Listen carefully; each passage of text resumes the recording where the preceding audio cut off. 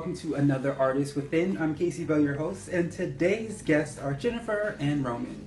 Jennifer and Roman met in Ohio and became dance partners, and soon moved to New Hampshire and now are collaborating on art. Not only do they make art on the dance floor, but they create art on canvases as well. Let's take a look at this interview with these two wonderful artists. So what is your earliest memory of you creating art?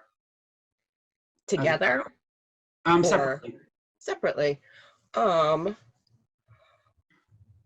first time I created art that I really remember, I was in second grade, and a woman came to our school and taught us how to draw the Garfield, the cat. And that's the first thing I remember actually making or being taught to make, was a picture of Garfield. I used to doodle a lot when I was a kid. I don't really remember how old I was, but all throughout my childhood, I used to doodle on school desks. I think that's just called graffiti. That's called vandalism. Well, I never doodled in the bathrooms, though. Okay. But yeah, and later I just started singing songs I saw on MTV back in Russia when I was like 10. So yeah. But together we started making art back like 10 years ago. Yeah, together in I think 2010. So whose idea was it? Who came up with the collaboration? Well, we're actually dance partners, and we're partners in life, but we were dance partners first. And it just seemed like a natural collaboration that just came out of that because we got along so well. And we were best friends, and I think we were just looking for more things to do together. That was before we were dating. So, so our first non-dance project was we co-wrote a story together. And then I had been making a living before I was a dancer, selling mixed media art that I made online. And I think, Roman, it was your idea for us to try painting together. And yeah, even though Jennifer's been painting for a long time by then. But I think we might have went to photograph abandoned places before that. Yes, probably. So that was our first collab, where we would just sneak into abandoned buildings in Ohio and take pictures. Yeah, so. Cool. So I should have asked this question earlier, kind of a backup question. So you said Russia. Is that where you were born? Yeah, St. Petersburg, Okay. Russia. Where are you guys now?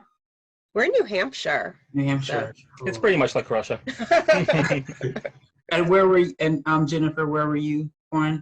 I was born in New Hampshire, but we met in Ohio, and now we're in New Hampshire.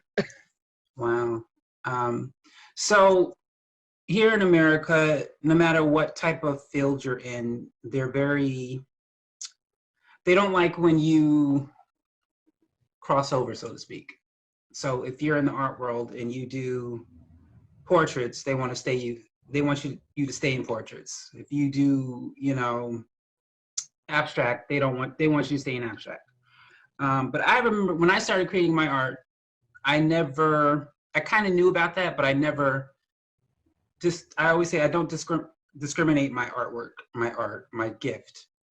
And so I noticed from the art you sent me, you have some abstract and you also have some portraits.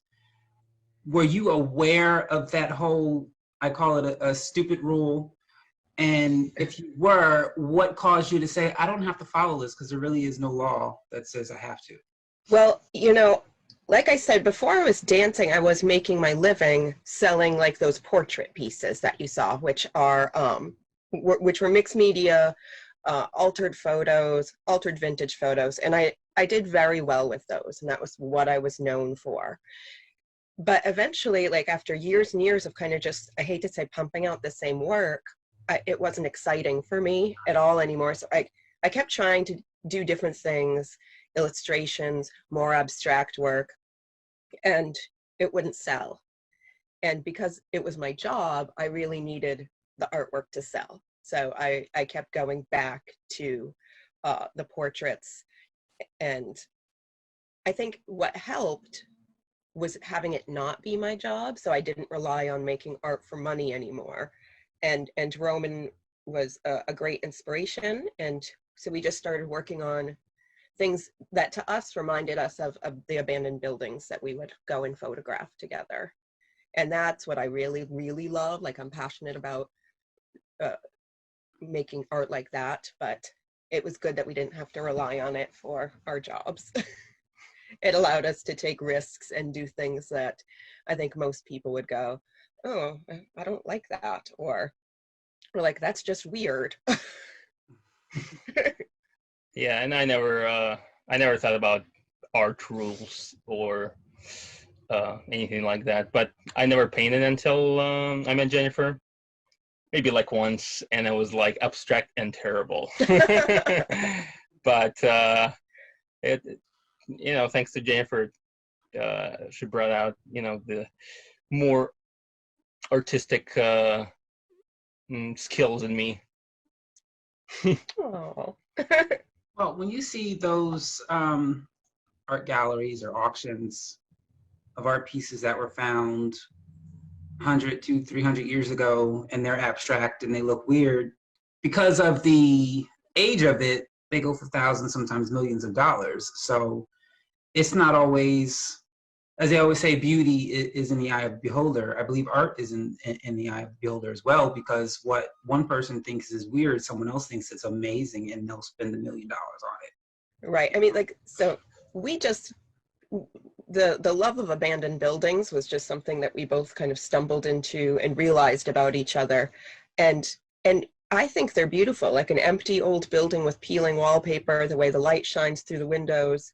I love it. It's so fascinating. So, and I know a lot of people would say, like, I can't believe you guys are sneaking around these old creepy buildings. A, you're going to get arrested. B, you're gonna get crushed to death by a wall. Yeah, like the buildings are falling apart, you might die. And a lot of times people just didn't understand what we saw in the abandoned buildings. So then when we started making paintings that looked like crumbling wallpaper, and people were even more confused. So we had a couple good gallery shows, and we called it like the short history of decay. And we were featured in Somerset's Studio magazine, and the article was The Beauty of Decay. And I think when you just say the word decay, people think automatically it's going to be disgusting. But you're definitely right, though. Art is a matter of taste. It's an eye of the beholder, and our abstract is a lot more different than I think most, because it's less clean. We try to make it more dirty and look like it's been on fire and like covered in moss and grime and dust and cobwebs. cobwebs. Cobwebs. Yeah. So there are, again, people out there who would spend $1 million on a piece of art, or they talk about, some of the ancient artists, and they go, oh my gosh, amazing, amazing, amazing. But then when a child says, I think I want to be an artist, a lot of people go, oh, you should get a real job, be a doctor, be a lawyer. And we don't all need to be doctors and lawyers, because if we were, then this world would not be running. So, but then there are people out there who go, oh, okay, and they get that real job, they hate their life. And in the back of their mind, they're thinking about it, but they won't do anything about it. So can you give some encouraging advice, inspiring advice to those who know that art is something they should be doing? Even if it's not full-time, they should at least start part-time. What can you tell them to encourage them to start using that gift they have? Oh, a lot. So I have made my entire living, my whole life, either in some way, shape, or form in the arts. So it is very possible. And I will say something that one of my professors told me in college when I went to school for acting, which again, everybody said, why are you going to school for acting? You're not going to be an actress. And my professor said, talent is talent and art is art. And it doesn't matter if it's happening in a classroom one day a week, just it for like, you know, on the afternoons, on the weekends, or if it's on a Broadway stage, art and talent is the same no matter where you are. So never think that what you're doing is less than. Like, because I was just a student in New Hampshire, not on a Broadway stage, and she said, you know, nothing we do here is less than what people are famous for. You know, talent is talent. Use it. I mean, I'm pretty sure my parents still think what we do is not legitimate because we don't live in Hollywood. So I don't think it matters if nobody sees your art, or even if you don't make anything, you could still be an artist, I think, because it all has to come from, you know, the inside, and then you know, make it, bring it out, physically out there somehow, and yeah, it doesn't matter if you're not. Don't look at me. If there's people in your way who think you're never going to be an artist, just go for it. Yeah. Right. Awesome. So last question. I believe I asked you more than 5, but last question. So whether they be dead or alive, can you name an artist you would like to meet and have a conversation with? Oh,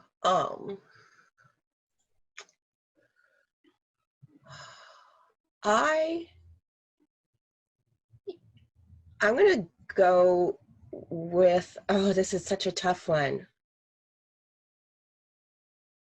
I would say Vermeer, because even though it's technically so far from the work that we actually do, his use of light and the way he captured textures on fabric was almost hauntingly beautiful. And I would want to know what it was that made him fall in love with light the way he did. So I would want to, so Vermeer. Ryan Murphy? Ryan Murphy? Why not? He's an artist. Any reason why? Oh, we've seen like most of his TV series, and like the casting is always great. It's shot always great. The story's amazing. Nothing not to like, you know. And he's kind of a Renaissance man. Or Shirley Jackson. Oh gosh, I should have said Shirley Jackson. Except she would not want to talk to us. Just be like, leave me alone. See, I was thinking strictly visual artists. I'm going to change my answer. Shirley Jackson. Or Anne Sexton. God. You're watching the artist. You're watching the artist within.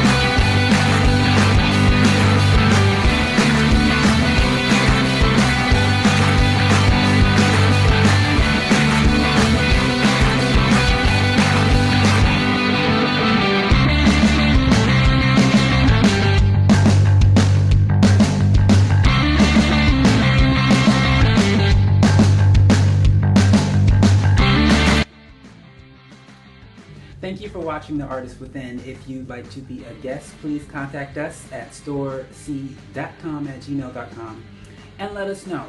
Thank you for watching. Have a great day.